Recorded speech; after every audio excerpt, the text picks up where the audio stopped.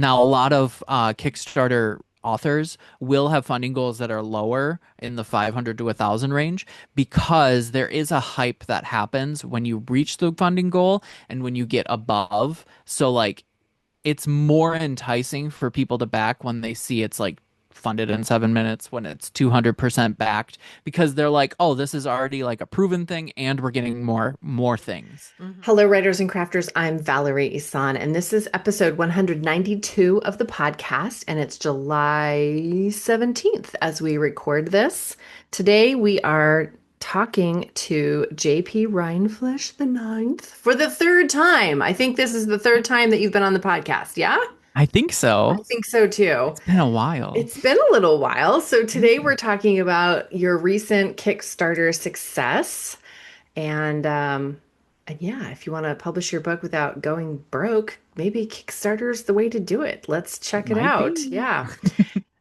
Thank you to our existing patrons for believing in our work offline and here in the podcast. You can become a patron of the arts at patreon.com/Valerie Isan, IHSAN, for books, writing instruction, coaching, and planning.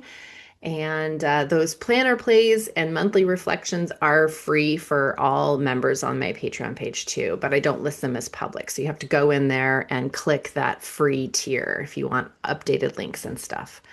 You can also go to patreon.com/strange air stories for short stories in the paranormal mystery genre. And do you have a Patreon page? You shifted, you have your own membership to your own. Yeah. I know this because I'm a member. I don't know why. I just I blanked on forgot. So I was like, yeah, sure. Uh-huh. it. Well, I started with you on Patreon and then you Yeah. moved from Patreon, you moved us all over to your own site. Yeah. We can talk about that later too if you want to. Yeah. Yeah, of course. Okay, author updates. What is going on in your world, author Oh, update wise? I mean, stop. Like, don't say Kickstarter stuff because we yeah, will talk yeah. about that later. But What is today? The 17th? So yeah, th about 3 months and a couple of days ago, I was laid off from my day job. So it's been 3 months of being a full-time author, and nice. guess things are going okay. TikTok Shop is the main contender for that, other than these extra things to talk about. But yeah, it's been really fun. And then in author update world, I am working on a story called The Alchemist Baker of Rosen, which is part of the Kickstarter, but it's also going to be its own little short novel. I'm currently on chapter 9. I have a schedule to do 2 to 3 chapters a week until I get this thing done. Hopefully, we'll get it done in like mid August, end of September, I think. So that's the plan. And then after that is Mandrake Manor 2. I can't wait for that one. Oh my God. I Yes. love that book. It's a staff pick at the bookstore. I keep selling it, I keep stocking it, I keep hand selling it. So it's Ooh, totally excellent. like They all appreciate it. on all of the, yeah. Um, I just forgot what I was going to say. Something about the alchemist baker. Hmm. I'll think of it later. Yeah. Okay. I am working on being on Instagram every day. My business Hmm. coach says I need to be on Instagram every day, and I'm not quite there yet, but it's getting a little better. And Good. so yeah, I'm creating content for marketing. I'm also trying to like warm up my email list a little bit. I sent out an email for the first time, like years, it felt like. I don't know, maybe that's not actually true. But and had lots of good response, people actually like replying and checking in with me, so that was really good. So Good. send out, some more. I don't like as a frequent cleaner outer of my inbox, like I don't Hmm. like to receive very many emails, but I like to stay in the loop. So I'm always signing up for newsletters, but then I'm like, because they email so frequently. And I think for nonfiction, especially, I think it's kind of the norm to like email every week almost. Yeah. And Yeah. then if you're also on some like autoresponder, or not autoresponder, but I just blanked on the word. What is it called? Is it autoresponder? No. I think so. Just the sequence, the email Yeah, sequence that's yeah, automated, like maybe you're on one of those too. So then you're getting like maybe even more than once a week emails from the yeah, same person. It's just overwhelming. And sometimes I just have to unsubscribe because I yeah, can't, like, ah. So yeah, I personally, as an entrepreneur and an author, like, I don't want to be emailing my list every week. yeah. But, when you're trying to sell something or launch something, like a couple times a month, I think is okay. So I I'm agree. gonna do another email today, I think. Do you do you want heart palpitations for how many unread emails I have? Sure. What is it? It's over 160,000. Oh my God. Do you just like, I mean, It's a what I badge of do is honor. I link everything up. So when I open up my phone, I just swipe, to like delete Yeah, multiple times a day almost. I'm like deleting all the spam and junk yeah. and stuff I don't want, so that when I do come to my desk, I don't have like 200. It's more like, 18 or something like that. So that has seemed to work for me. How is it That that you're sounds not lovely. reading them at all? Like you just don't, how do you Um, communicate with your fans? I will scan, and if there are any emails that are like ones I need to reply to, those ones I open, but everything else I just, it's not something I need to reply to, or it's like an update, and I'm like, nah, I'm good. I used to do that, but the little notification button Mm-hmm. on my phone like Mm-hmm. drove me bananas, and I Mm-hmm. just would have the heart palpitations like, I can't leave this. And I finally like turned off notifications for, what does it say? Oh my God. How does you have enough storage for that? I pay like $10 a month in storage and I still don't have like 71% capacity, and yeah, I don't know. It's nonsense. I'm aware it's nonsense. I just it's one of those things that you're like, it's on fire, but if you just don't look, then it's fine. Oh man. I'm also planning a three-part podcast series coming up Ooh. called The Book You Were Born to Write. So look for that. Hopefully the first episode of that will be out next week. And I have a book coaching program now called Aligned Author for providing just that sacred space that authors need to truly understand what's holding them back and learn how to merge like their inner soul with their ego work, that shows up on the Yeah. page, and how to like live and create in that duality, and discover their own superpowers. So I'm Yeah. hoping to get I am manifesting 6 new coaching clients in the next 30 days. That's what I'm manifesting. You Dear hear that, universe, people? You hear that, bring it. universe? That's awesome. I love it. What are you reading? I am currently in the middle of House of Frank by Kay Sinclair. It's Oh, I haven't finished it yet, but it is a really lovely book. Yeah, it's about like a sister who has lost her other sister, and she's taking her to this place called Ash Gardens to lay her to rest, and it's like all magical and mythical, but then there's a lot of grief in it as well. So hmm. it's a really good story. I started listening to it as an audiobook when I was doing the day job, and I haven't figured out how to do things that involve like listening and reading books and all those things while trying to do everything else. So I'm still working on getting back into it. Are you wanting to finish it in the audiobook Yeah. way, or do you want to read it on Yeah, I want paper? to finish in the audiobook way. I was really enjoying the way it was narrated. It was one of those Hmm. lovely things. Yeah. When I am wanting to listen to the rest of an audiobook, but I am no longer driving or cleaning or Mm-hmm. whatever, I have to like color. Oh, Then I can sit on the okay. couch and like color in a coloring book Yeah. I because it's need to something, or do, knitting, or something like that's with my yeah. hands that will divert my attention and feel like I'm not just sitting there staring at the wall while I'm listening to a book. Yeah. Yeah. I need to do some artwork stuff. So maybe I do that. Hmm. I have a colleague, she's an artist, who makes a living with her art, which is really hard to do. Yeah. Yeah. But she paints, she listens to audiobooks as she paints. So that's the way she consumes books, really. Yeah. Yeah. Usually is audiobooks. Hmm. What Cool. about you? House of Frank. I just finished One of Us Knows, which is a thriller. Again, like I try to read outside my like comfort zone a lot Yeah. because of the bookstore. But also this particular one, my son said, I want to read this book. Will you read it with me, like so we can talk about it? And he's never asked me that ever, ever, ever. So I said, yeah. So I finished that. He hasn't even started it, but Yeah. that's okay. I'm done with that. And I am reading nonfiction is Your Human Design by these Mm. two ladies that it's called DayLuna podcast. Shayna and Dana are their names.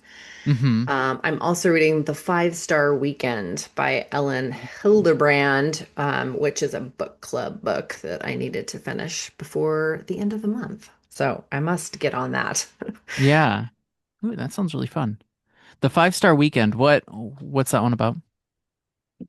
Well, I just started it, but I think the main character her husband just died, so she's newly widowed, but she read about this event called the Five-Star Weekend where you invite a friend from each like generation, not generation, but like, the most impactful friend that you had as a kid and the Mm. best friend that you had in your 20s and then in your 30s and then like in your midlife or whatever.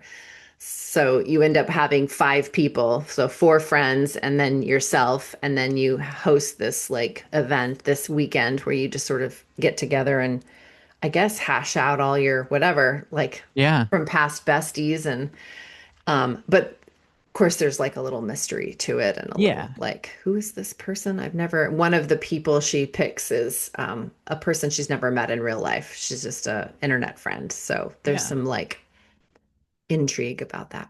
That's fun. All right. So we should probably get into the main topic. Let me read your bio. JP Rindfleisch IX is the author of cozy queer fantasy and strange fiction where whimsy meets the weird. His stories often explore grief, transformation, and queer joy wrapped in a little magic and a dash of mischief and a whole lot of heart. He's the author of Mandrake Manor, which I love, and Mosswood Apothecary. More on that in a minute. He also co-wrote Nerds, National Recently Deceased Services, a paranormal comedy series, and the Leah Ackerman Dark Paranormal Academy series. He lives in Rockford, Illinois, where he founded Rockford Area Writers, a growing community of 80 plus local authors and creatives who support each other's craft. When he's not writing, you can usually find him wandering forest trails, stirring vegan kitchen witchery. Potatoes as nacho cheese is his Hmm. specialty. We're hosting writing sprints and cozy chaos over on Twitch as Cheshire Pope. He lives with a very opinionated husky, which I've met, and an even more talkative African gray parrot. Both have strong opinions about storytelling, and he's got a shop on it's JP Rindfleisch ix.com. Yeah. Yeah. Yep. Link will be in the show notes. So Yeah. welcome to the podcast again. Yeah. Thanks for inviting me. Yeah, I like your new bio. I haven't. Yeah. All right, let's talk Kickstarter. So last month, I think it was last month, June, right? May. Two May. months. Okay, May. 2 months I was like, ago, what? How long ago? you had a Kickstarter that you funded completely in 7 minutes. All Hmm. your stretch goals were met. You ended up Hmm. having 338 backers pledge $18,040 for your very first time trying out Kickstarter. Yeah. That is freaking amazing. Yeah. It was weird. Applause, applause, Thank you. applause, Thank applause. you. Thank you. Yeah. It And for was. It those was Gen interesting. Xers, that is a movie reference, just in case. If anybody knows that, put the comment what movie it is. Okay, so gosh, I have so many questions. Let's start with what made you want to try crowdfunding? Yeah. So when it came to Mossad Apothecary, it previously launched on Kindle Vella. Hmm. And it did really well there. Mandrake Manor was there first, and that had some pretty good response to it. But then like Mosswood Apothecary blew that out of the water. It was like 5 times better and everything. And there was a lot of like good, healthy feedback. There was a couple of comments that drove some future store or like future chapters, including one about like the history of a spot where I brought in some information about rosin, which then has led to the little short story that will be added into Mosswood Apothecary as well. But yeah, it had really good feedback there. It then grabbed some interest from Tapas, which is a like web novel platform that is a competitor to Kindle Vella. And then when Kindle Vella closed its doors, Tapas took it and it published over there, and it also did well. So I did this with Mandrake Manor, where I went from serialized story to book, but there Hmm. is a step you can do in the middle of that, and that's Kickstarter. Um, Okay.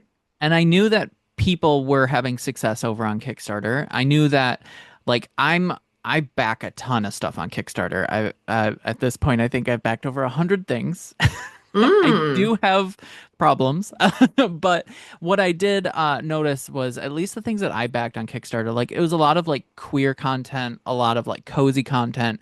So a cozy queer fantasy is like prime real estate for Hmm. for Kickstarter. So I knew that the story could go well if it got the attention it needed. So yeah, that's why I decided to go with Kickstarter for Mosswood, because I thought that it could do well there. Okay. So when you first had the idea, because you are a supporter of Kickstarter yourself, you already kind of know how it works and you know not what the back end might look like, but you know what Hmm. it looks like on the platform itself. So did you do any, I know there's like books on how to run Kickstarters and there's a lot of podcast series floating out there about that, or did you take a class?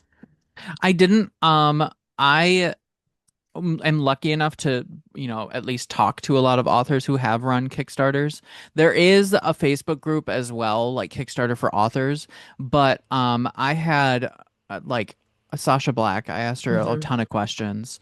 I also have a local friend who has run Kickstarters. His name is Brendan Noble.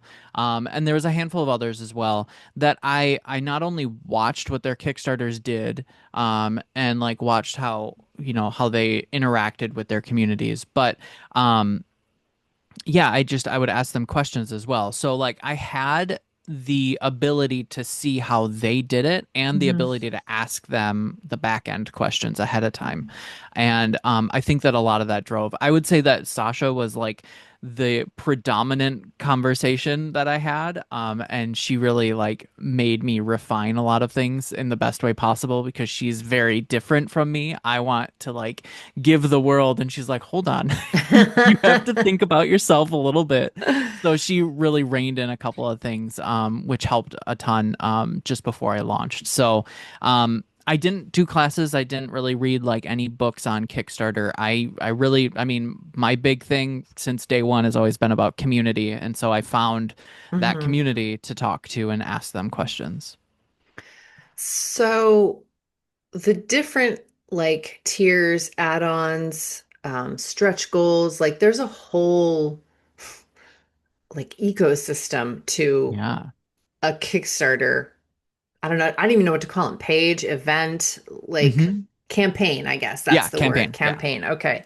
So when can you walk me through a little bit the way you planned out this campaign? Yeah. Like, So one of the reasons why I wanted to do a Kickstarter was because I wanted to add in artwork to Mosswood Apothecary.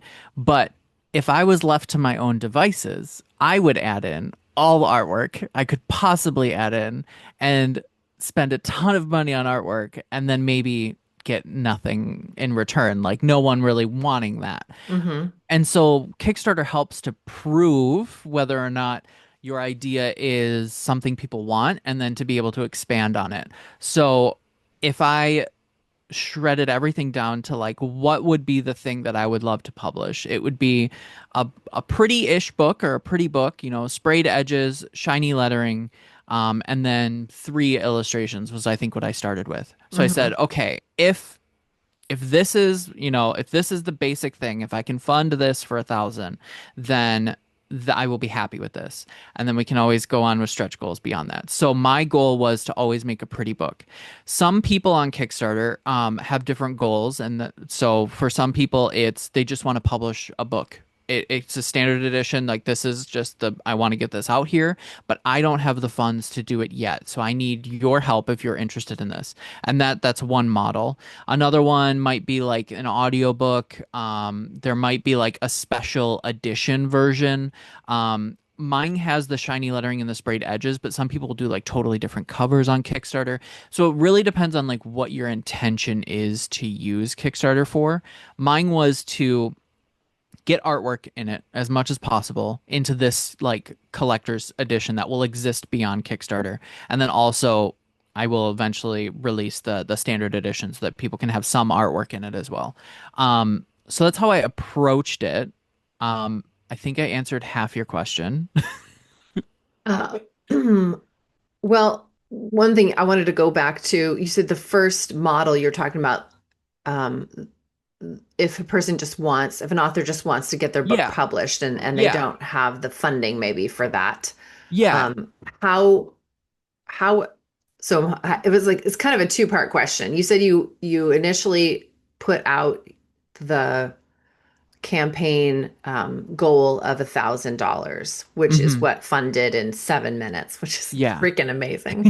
More on that in a minute. But why did you choose $1,000? And then part B is like if a person just wants to get their book published, I mean, how does it, if you're an unknown author, like, how is it that Yeah. you can show up without an audience on Kickstarter and just get, because I remember when Kickstarter first came out and all the authors were like, ooh, ooh, but there really wasn't I mean, it didn't really work for like Right. first time authors wanting to write a paperback. Like nobody funded Yeah. those. So Yeah. how has it changed over the years and why is it now available for anybody to just do?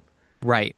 So, your first question for the fiscally responsible, to which I rarely am, um, your funding goal should represent what it would cost for you to get the book printed and any of the extra stuff behind it in order to get that book to the readers. Now, since this story already existed on Kindle Vella, I had some funds that were able to pay for editing, that were able to pay for a lot of the things ahead of time. So I could put a funding goal really low and not have to really worry about having to pay the editor, having to pay the cover designer, having to pay all that because I've already taken care of that prior.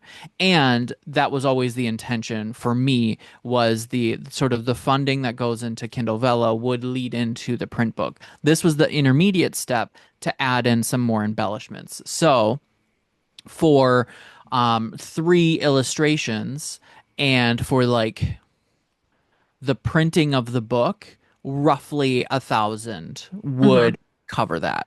So For if I how got to many copies though? Like if you do exactly, a print run, did you and use Book so that's Vault the for that backing. or So Ingram? I will be using Book Vault, Okay.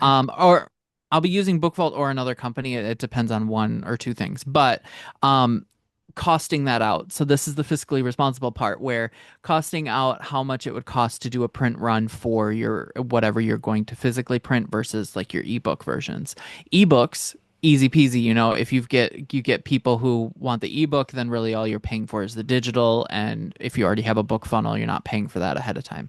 If you're talking like print, well, you have to cost out how much that print would be. So I was in Book Vault doing estimate quotes for, I know how many pages it is because it's already written, how many pages of color it's going to be, what it's going to cost to do the sprayed edges, and all of these extra sets. So I know how much it is at a basic level to print, and then how much I want to charge for the tier version of it. So that's like the fiscal part. You have to sit down, you have to like go through those steps and say, how much does it cost to actually produce this book, and how much can I make this tier for that is a reasonable amount, and that's the same as like pricing any book.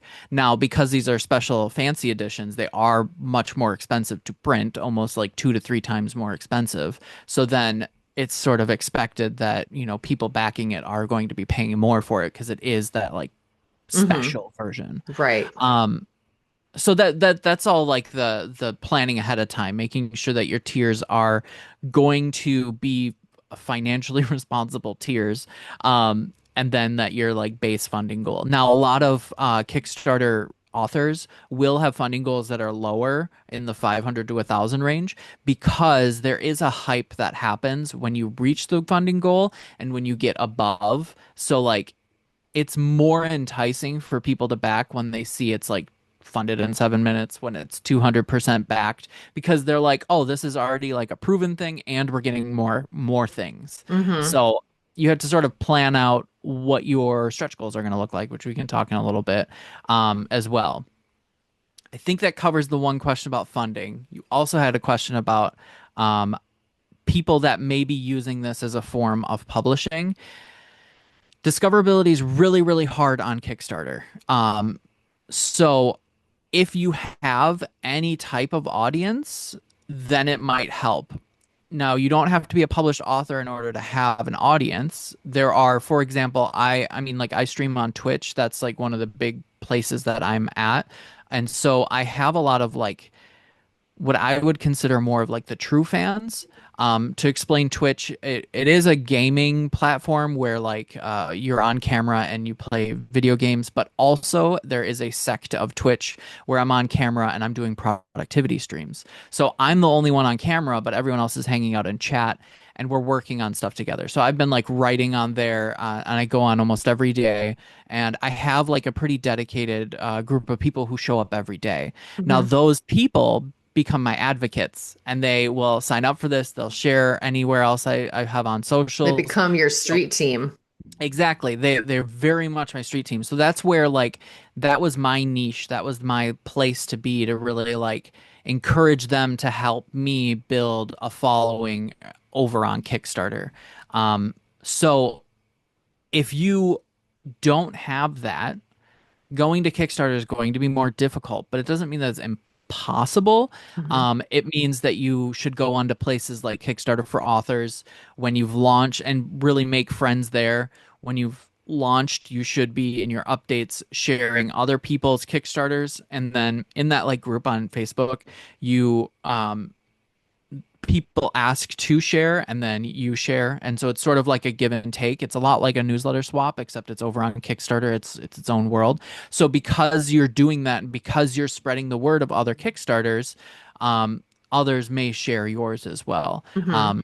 So that's really how like somebody who might not have like the biggest following can sort of entice other people, because again, like yes, it is a platform where people are spending money on different Kickstarters, but what you have to sell is unique enough and people on Kickstarter understand how Kickstarter works enough that if they're on one and they see an update for something that looks fun and interesting, they're probably going to back yours as well. So that's how you can sort of go about um gaining a following or gaining a backing on Kickstarter, is by joining those groups and really sort of finding a support group of people who write in the similar realm as you.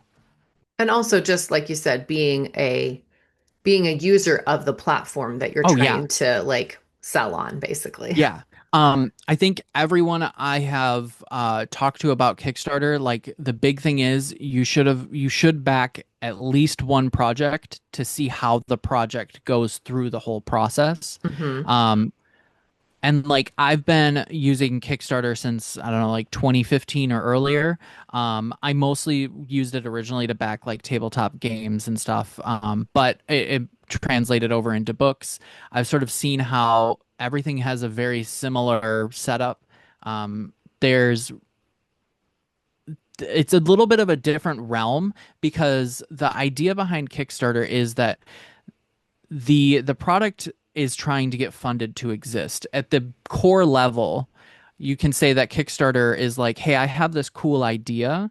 Is anybody interested in this idea? And if this idea doesn't fund, then the idea doesn't happen. Hmm. Um, and so when you go in here with, a fully written book, um, it's sort of the extras that entice people because you're like, I already have this book. And they're like, great, you're probably going to publish it afterwards. But what makes it special here? Well, here if you help me back it, I'm going to add more artwork into it. I'm going to get you some bookmarks. I'm going to get you some stickers with more artwork. You're going to hear about like the artists and the other people that are involved in it. Mm. And that's sort of why like I was really drawn to using Kickstarter because like I've used it for graphic novels and for tabletop role playing games where people really love, and I really loved the updates and the stretch goals. And that's Hmm. why I had a ton of stretch goals because I knew that it was a really fun thing to be like, hey, we unlocked another one. Aren't you excited for more? So that's why, like, it's a long roundabout way of saying, like, Kickstarter is sort of a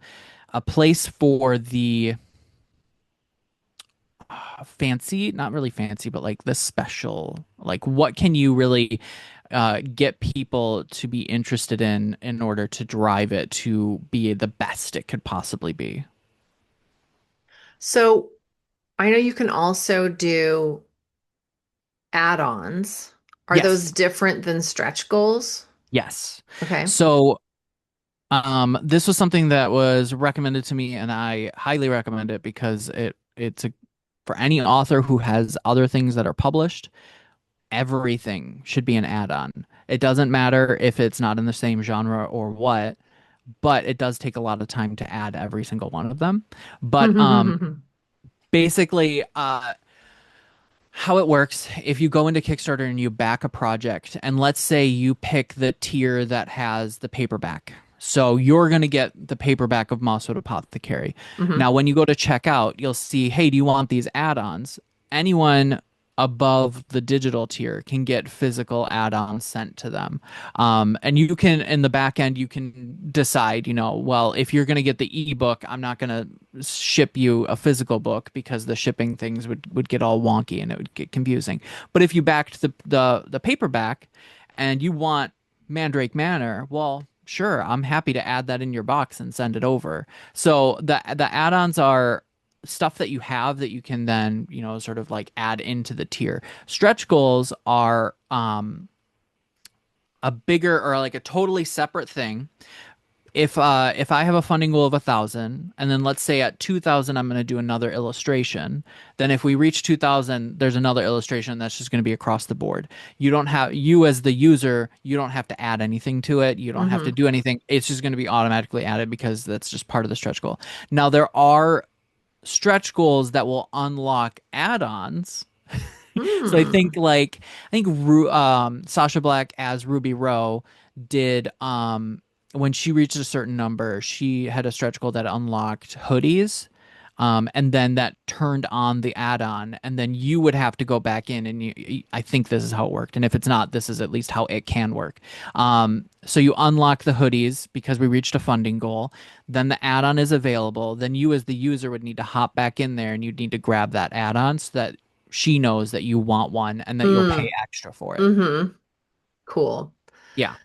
So how long Oh, my, I want to go back to just planning the campaign in Yeah. and of itself. So I got ahead of myself. I got all these other questions. Yeah. So you said that the tiers need to be financially responsible Yes. and then you add stretch goals and you've got your add-ons. Like what is what else is behind the scenes? Like you have to plot out like when you're gonna do these updates or do you Yeah. So write the let's updates in advance or like how do I you didn't. It'd probably be a good idea too.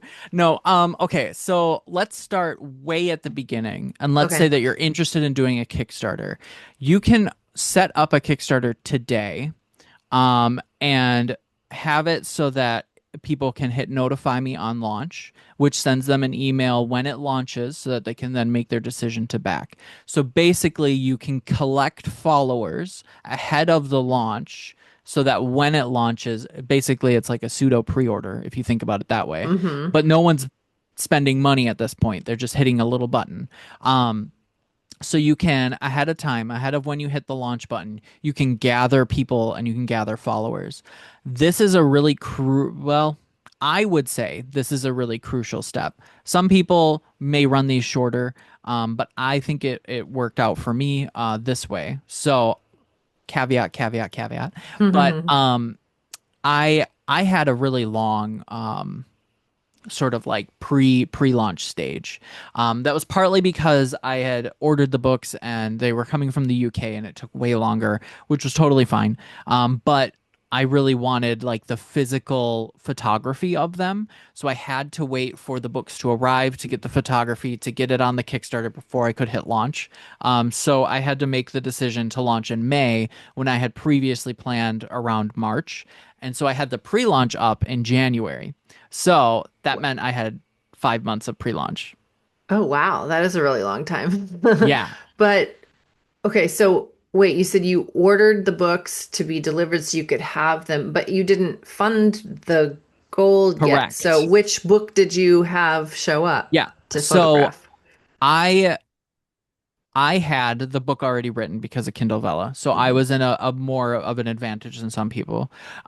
I also had the cover because I had planned to originally publish this ahead of time.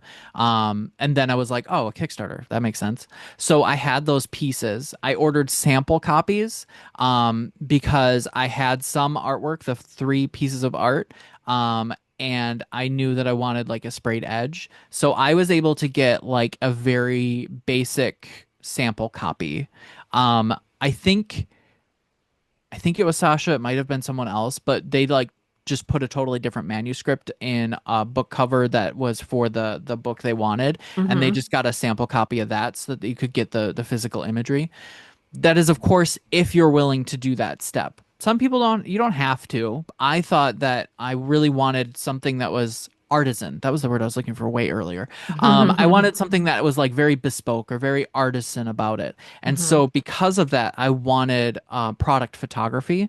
And so, in the campaign, I wanted these sorts of images because I felt like it would really drive that narrative, like you're getting something very special. Um, so I did order those and I wanted to wait for those physical copies to come. They aren't like they're not going to be the final product that people are going to see because the sprayed edges are already custom now. There's at this point 19 pieces of art instead of the three. So Mm. it's a very different book now, but people got to see what it the basics of what it looked like. Um and then yeah, I did the pre-launch back in January. Okay. So first two steps then are to start a Kickstarter page and do notify me on launch, and that's where you collect the followers. So yours Yeah. was 5 months because of reasons, but Yeah. what's the standard length? How long should you have a kind of You like can that? you can honestly have a Kickstarter open for years before Okay. you hit the button. I've heard of a couple people doing it like a year in advance. I already have the Nerds one up, and we're planning sometime around October. So we're probably like 4 or 5 months ahead of time. And that's to sort of gather the followers. They're not all going to convert into backers, but it sort of helps ahead of time. Um, I think I ended up with about like 330 followers ahead of the launch and they didn't all convert, but when the Kickstarter ended, I had 338 backers. So, it almost seemed like there was a an idea or an estimate that you could make based off of who's following and based off of who backed. Okay. Um, I don't know. Again, this is the first time I ran it, and I don't have like everyone's data, but that did seem to make a difference. And so for me, I like the longer windows of time. Mm-hmm. Um, and also, there's a couple of things too for anyone that is wanting to do this. You don't have to have every single thing in your Kickstarter campaign when you do your pre-launch. So, like, I had sections in my Kickstarter because someone is looking through it, or at least a automation is going through it. I had sections that were just like to be filled out with brackets. Mm-hmm. Um, because no one on the front end sees that. It's just people at Kickstarter or the automated process, and then you fill it out as you go. So you don't have to have every single piece of information ready when you hit pre-launch. There's also, I think, like an estimated date of launch. No one on the front end sees that. So if you were to head over to the pre-launch page, you wouldn't see like launching October 1st. Um, but I might have that in my little like pre-launch button. I think I had March in my Mosswood Apothecary one. And Mm-hmm. so like I didn't launch it until May 6th and there was no penalties. So whereas on Amazon, if you have a pre-order and you Mm-hmm. miss your pre-order date, you get penalized. There is a like expected date of launch, but no one at Kickstarter is yelling at you if you didn't reach that date. You have control over when you hit launch, and so there is no penalty for having that date there. That was just like a big thing that I was like, okay, no one's freaking out. I don't have to panic about this. I can wait until I'm ready to hit the launch button. So all of the pieces, you're talking about like all of the descriptions, all of Mhm. the like tiers. How many tiers did you set up? How did you I mean that seems to me like the back end stuff always takes a lot longer to set up than It does I think. So how much time did it take you to like fill out this a lot, pre-launch? Yeah, like I a mean lot you of time. ran it for 5 months, so Yeah. were So you I just had working on it for 5 months? I would I mean, it wasn't the full time, but yeah, I would hop in here and, I would add in some information here and there. I had a rough estimate of like the layout, because I had looked at other people's Kickstarters, especially the successful ones, looked at how their different sections were laid out. Mm-hmm. Because again, I'm not reinventing the wheel. Like I Right. have a different product, but at the same time, there is sort of a flow that, you can use pretty much a template. So I'm just scrolling through mine now. I had a lot of sections that I would just fill out, and I made sure Canva was an amazing tool, by the way. Highly recommend if no one's using it. Because that saved my life for everything. I just used Canva for almost every image. And then you can easily swap them out during the campaign for when you unlock and lock stuff. But yeah, I during the 5 months, there were times where I would, especially the images for the photographer, like I had to wait on those, so I couldn't get those done. Mm-hmm. The add-ons themselves, the whole thing, getting the pictures ready, getting the information for each add-on took maybe 6 hours. It took a long time, Okay. um, but at the same time, I felt like it was worth doing because um, it gives the option for people that are backing to find your backlog or your backlist. Um, and I felt like at the end of the day, it was worth it. So all in all, I don't know, maybe outside of the campaign time, maybe like 20-ish hours, maybe. That Okay. sounds about right. In the campaign time, it's very hectic. It gets very busy. You're writing updates, the stretch goal section, you're updating all of the images. If you want to keep your campaign active and live, um, I mean, like when you have a successful campaign or when it's moving along and you have a lot of stretch goals, there's a lot of like updates that you kind of needed to do. I think I was sending out updates every 2-ish days. And during that time, I would have to hop into Canva and swap out the lock versus unlock image, which is such a tiny thing, but it is something you have to do because it's not like the system's going to do it for you. Um, So you created in Canva a photo of the thing with the locked and yep, then and a photo of it unlocked. yep, Like that's sure some did. manifesting magic there, you know? Like I'm going to create this image that's already unlocked now because I know it's going to happen. Yep, yep. And I mean, that's some good manifesting. I agree. Um, yeah. So there is a it is a ton of work during the campaign. How long do you run the campaign itself? You have an option of a time frame. It can be as long. I think it can be. I don't have the right date. I want to say that it can be like 30-ish days at max. I ran it for 20. I heard that between 17 and 20 days roughly is a good range. Because most people see kind of like a lull in the middle. Mm-hmm. Usually there's a lot of hype at the beginning and a lot of hype at the end, and then the middle one usually like it plateaus. So a lot of people don't really go for the longest. It can stay open. They usually go for this like 20-day-ish range. How long? And that's how long you did, 20 days? I did 20 days What because it ended was, on my birthday. oh, happy birthday. Thanks. Here's $18,000. Happy birthday. Nice There was a lot present. of like guilting people into it, but that's not above me. That's creative use of yeah, that's creative literary citizenship, I think maybe. Yeah. Yeah, That's a yeah. good way to say it. So my question, let's see, I lost that. 20 days is how long you did yours, and you said there's a lull sometimes that happens kind of in the middle. So Yeah. what was your saggy middle like for you? How long did that last? I didn't have one. Woo!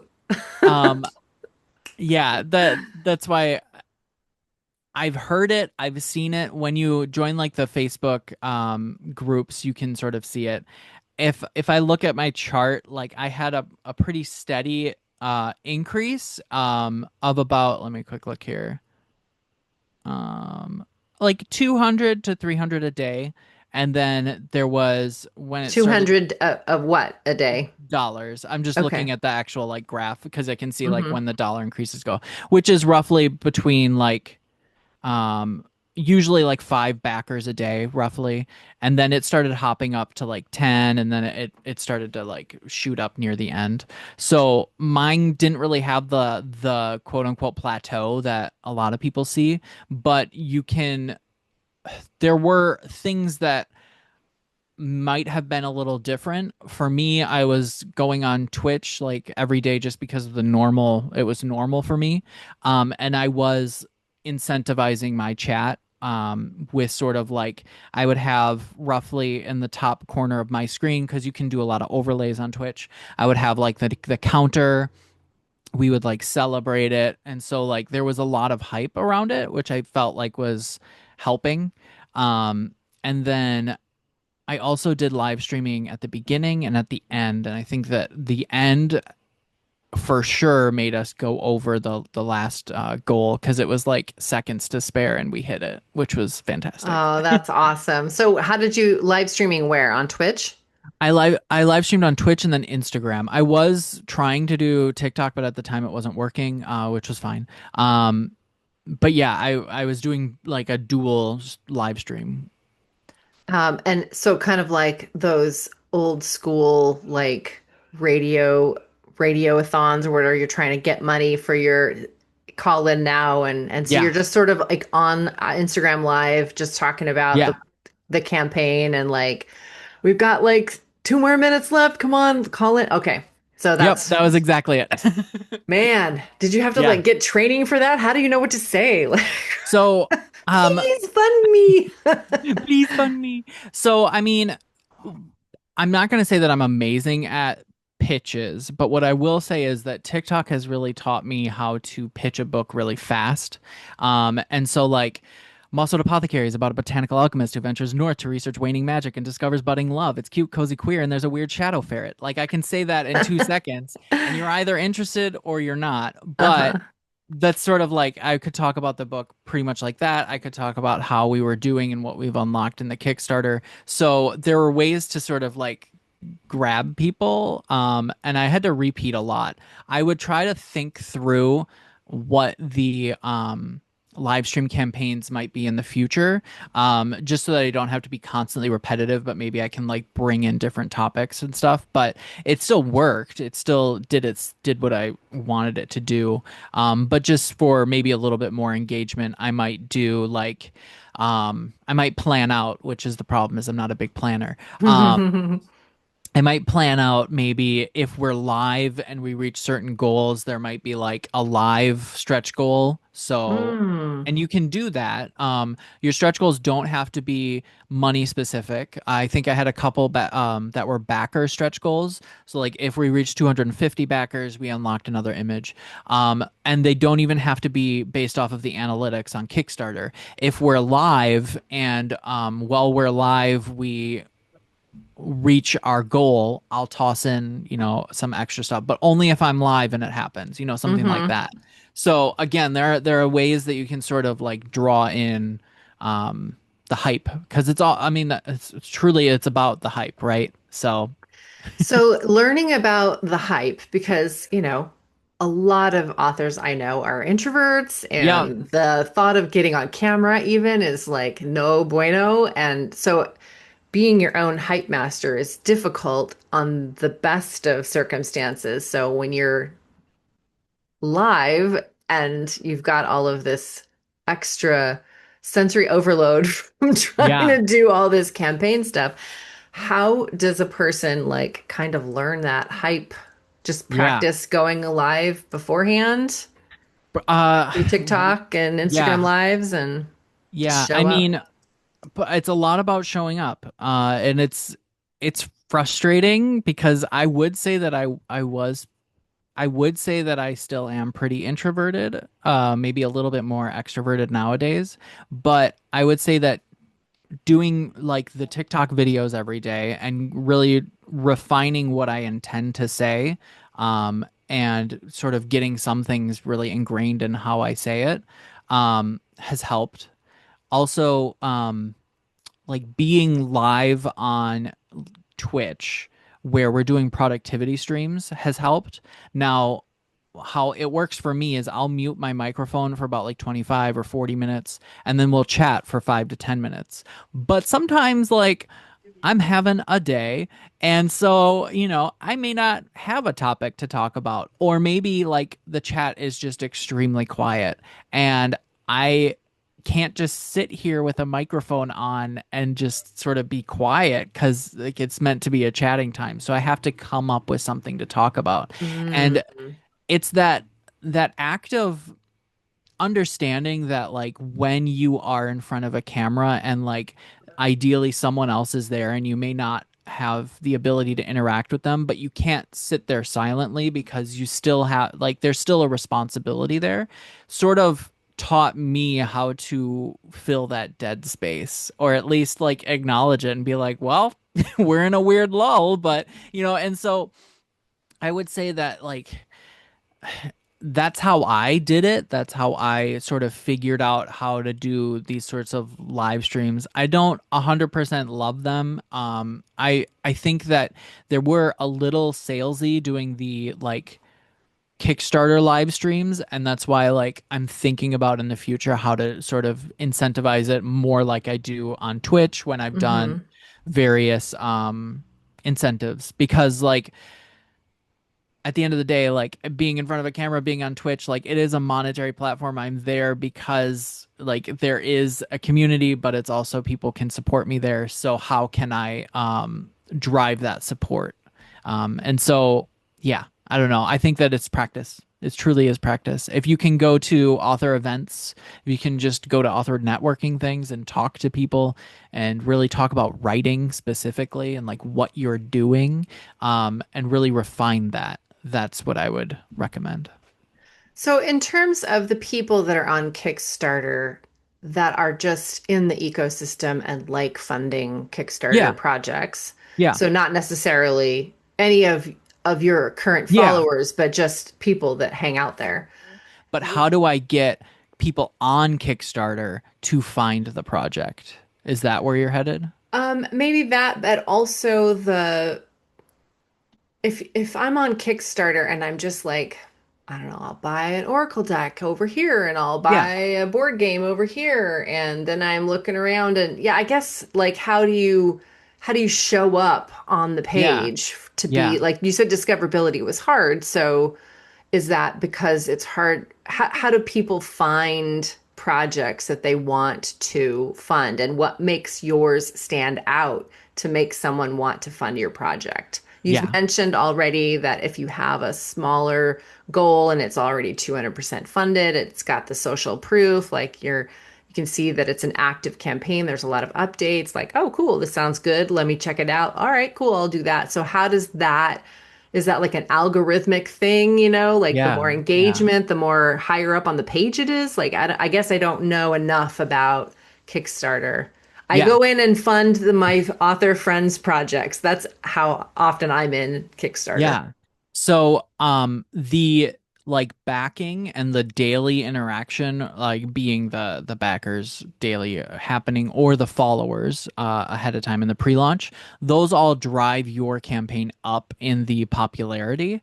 And when it drives up in the popularity, it can start to show up in recommendations for other people. Okay. So that's why like it helps when you have like a following that is outside of Kickstarter ahead of time who can start to follow and sort of push it up because then other people in Kickstarter will start to see it. And this is for like first campaign people, and I'll talk about second campaign for in a second. But there are other ways of doing it as well. If I know if you're like LGBTQ, you can get into the category and then they'll review your Kickstarter and then you can get into that category. And then if people are interested in LGBTQ stuff, they can see sort of what campaigns are there. And then obviously there you're in a smaller pool. And if your popularity bumps up, then you're seen faster. Um, Does they that get the review process happen for all categories? Um, it happens for all of their like specialty categories that I Okay. think I want to say there's like LGBTQ and then there might be like a disability one. I know that there's a couple others, but I just don't know what they are off the top of my head. Okay. And so like those ones, I think they do involve like a human to just like double check them. And then there's the what they call the projects we love. I don't 100% know what drives them to decide which ones they love and which ones they don't. But if there's like hype or like a backing that happens really quickly, within like 24 to 48 hours, you might get an email from Kickstarter that says like, "Hey, you're one of our projects we love. Here's a badge that you can use," and then you can put that badge on the image that you have on the Kickstarter. And so like I think let me quick see if mine still has it. Yeah, mine still has it in the bottom right hand corner of the like overall cover image from Also Apothecary. And so that also helps boost it. I think that might be something behind the scenes that helps it get seen. And then it starts like Kickstarter will send out emails as well of like, hey, these might be projects you're interested in because you've backed XYZ before. And then when you have done a project before and you've had backers who have backed that project and you go to do a second one, I think an email comes out telling the backers of that other project that you've started another one. So Mm. that's another way of doing it. Yeah, and Um, doesn't BookBub kind of does something like that too? If you follow an author on BookBub, they will send an email out to everyone yeah, that's your followers saying, "Oh, they've got a new book out." I think yeah. Amazon does something like that too. Yeah, and like I follow a couple of authors on Kickstarter, and when they back a project, I also get notified that they backed a project. Hmm. So that's another way of like, if you know people who have had successful Kickstarters and they back yours, they might get like the people that follow them might get the email that you've launched something based off of them backing your project. So yeah. It gets convoluted, but I understand what you're saying. Yeah, exactly. There are ways that Kickstarter lets people know about projects, which is amazing. It's just it's a very different way about it because like I have less control, I think, is the thing. Because I don't get to control like sending out an update that goes out to like Kickstarter broad. Hmm. I can only do it in my little bubble in my own campaign, and Hmm. then based off of how the bigger Kickstarter interacts with that campaign, then it gets more visible. How, so you said like 20 hours total for setting up like the back end stuff or whatever, but during Yeah. like when you hit launch, it's like all hands on deck for 20 Oh, days or 100%. whatever. So 100%. Yeah. that sounds like it's like an 8 or 10 hour days every day for 20 days. I mean, like what's the reality of launch period? Yeah. So I mean, like I know people who have full-time jobs who will run the Kickstarters. And so that it's totally doable. And then it totally depends on like what your addiction is to looking at numbers because that will be a game that you'll constantly be looking at. But like the bare bones would be handling any messages that come through. because you have both messages and comments. People can do like a broad comment on your campaign and ask questions, which I never had, which was totally fine. And then you can also have direct messages from people who are either backers or people who are interested in your project but may need some clarifiers. Hmm. I had a couple people who were like, "Hey, you don't ship to this country," and that was just because I didn't add it at the time. I added it, sent them an email, "Hey, it's there now if you want it back," and then they did. Hmm. So there's like a couple of those like admin things. Depending on the success of the Kickstarter, there may be verbiage you need to change in your campaign for like this is now unlocked, new images you need to add, unlocks you need to swap out, and then the updates as well that you'd need to write. You're not required to write updates, but like it's important to keep your like to keep the hype, and Hmm. part of that is the people who have backed it, keeping them engaged so that they can maybe tell other people about it. Yeah. Um and so I mean, like I was doing updates I think twice or two time no once every 2 days. I know words. And then near the end, it was an everyday thing just because we were hitting things a little bit faster, which I'm fine with because then I get to just send another email. It basically becomes like a newsletter, and people are expecting that sort of conversation. Now, I still can send updates even though the campaign is done, and I can send updates forever. So that means I don't have access to these people in terms of a newsletter, but I do have access to these people and letting Mm. them know that new Kickstarters are up or literally anything. If I want to tell them about my life, I could.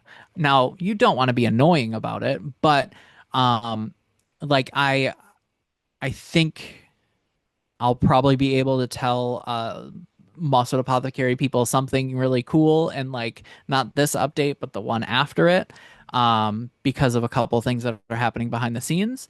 And so like that's not something that's Kickstarter specific, but it is something that Mosswood Apothecary people would probably be really excited about. So I wonder if you could run like sort of I mean, because they're not on your email list, you couldn't do an autoresponder sequence, but you right. could cut and paste. Couldn't And you you like, you can or invite just be them. like, yeah, invite them to your mailing list Yep. or, Yep, you can add links to your updates. And then there's also the like backer survey where people need to fill out their like shipping information and any extra info, and you can ask them, do you want to opt into my newsletter? And if they hit yes, then you can take their name, because you're by them saying yes, you're then allowed to sort of take the email and whatever. And so like their permission allows you to do that. Mhm. um that would be one way of getting them onto your newsletter. So, and then again, like the updates, you can put in an actual link and just make it very clear, like by, doing this, you're joining my newsletter if you'd like. Mhm. I want to go back to the different, so you have like the add-ons, the stretch goals, but then there's also the different tiers and what Yeah. those tiers benefits are. Kind of like in Yeah. Patreon, like you can be a $5 backer or a $25 backer, and this is what you get for your pledge. Yeah. So how did you how involved were you? I mean, obviously you were totally involved because it's your project, but I mean 100%. like what how many tiers did you have? Like Yeah. did it take you a long time to figure out what to put in there? Did you consider putting like really far out stuff that wasn't even book related? You know, like Joe Yeah. Penn sometimes will put in like coaching or Yeah. I don't know, like a live streaming workshop or something like that. Did you Yeah. consider any of those things? And what made you decide what to put in your tiers? Yeah. So, yeah, the tiers are the very like this is the biggest, most important thing because this is what your backers interact with. And so, uh, thinking through what your tiers are going to be is really important. And then thinking through like how your backers will interact with that, and I'll explain that in a second, is also really important. And that's usually why you see those really high tiers. So, my logic behind it was I wanted a digital version because I wanted a low bar of entry. People that may just want the digital are like happy to support. People can support without backing anything at all. They can just give you money and they won't grab a single thing. So that's like if they want to give you $1, great. And then they add to the backer number and they might unlock an additional artwork, but they don't get it unless they buy it in the Mm-hmm. future. So I did digital because I mean, like, for me as an author, as you would know, like digital, super easy. I can send you a file via book funnel. I'm not spending a ton of money to print, so I can set it at like a low bar to entry. I did a paperback special edition, which would have the sprayed edges, the shiny lettering. It would have most of the artwork, but not all of it, because there are some things that the hardcover can do that the paperback can't. Mm-hmm. Um, so I had that one, and then I had the hardcover version, which is everything in hardcover with more. And then I had a hardcover version with physical goods, so it would have like the artwork, art prints, and the stickers, and basically like everything that you could possibly want if you were like really excited about Mosswood Apothecary. Then I did two that didn't get any backers, which I'm fine with. I Mm-hmm. just didn't know if people would want it or not. Uh-huh. And it was for like resellers or for clubs. If anyone wanted like five paperbacks or five hardcovers. I didn't really promote them. I didn't really tell anybody about them. They were just there. I would probably just not do that in the future. Unless someone asked for it, Mm-hmm. because they were just kind of taking up space, and they took time for me to make them, and I didn't really need them. Um, and then my top tier was everything that was in the hardcover with all the goodies, plus a painting, that one, Mm-hmm. and then like a painting that I make, as well as Mm. a print. And one person ended up backing that, but that was the super duper high tier. And so like I have to send this canvas print over to that person. And The reason why you would want a super duper high tier is because in the middle of your tiers is roughly where people are going to grab the most. When I look at my like backer report, my I think it goes like my paperbacks are my highest backed, and then the hardcover, and then I don't know if I can see it really quick. It goes Actually, the digital was the highest at 105 backers, then the paperback at 98, the hardback at 64, and then the hardback with extra goodies at 56. So when considering like when it goes from the switch of digital to physical, a lot of people geared towards the paperback. Mm-hmm. In the future, um, when thinking about like print runs, I may want to just do a hardcover version, And not the paperback. because Mm-hmm. exactly because now I have both paperback and hardcover to request for, and instead of it being one larger quantity print run, it's two smaller quality print runs. And so like Mm-hmm. when thinking about it through logistics, it Mm-hmm. might make more sense to have the super special edition be only hardcover. And then if you wanted a standard edition paperback, maybe I do that instead, or maybe I just don't have that tier.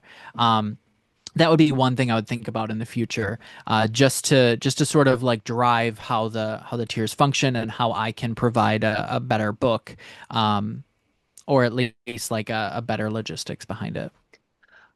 We are running really long on time here. So I had one other quick question and then we'll wrap up. You said that you would next time maybe have a standard paperback in there that Yeah. didn't have all the special artwork and stuff, but what would be the thought process behind that? Why would you do that if that could be purchased Yeah. anywhere? Just because Yeah. it's early access, or what, what Yeah. what's the That would special part of that? Just wanting to back you? Yeah, that I mean, like it could.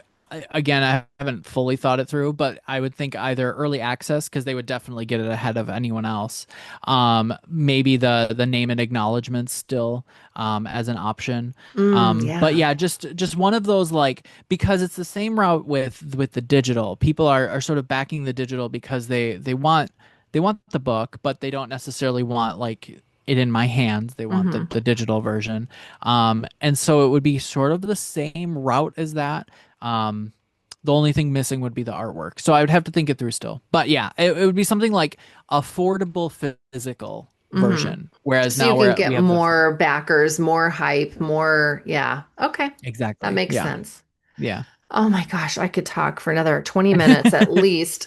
So where can people find you? The Kickstarter is funded and done Yeah. now, but where would you like to direct people, or do you want to plug anything before you? Um, what a great question.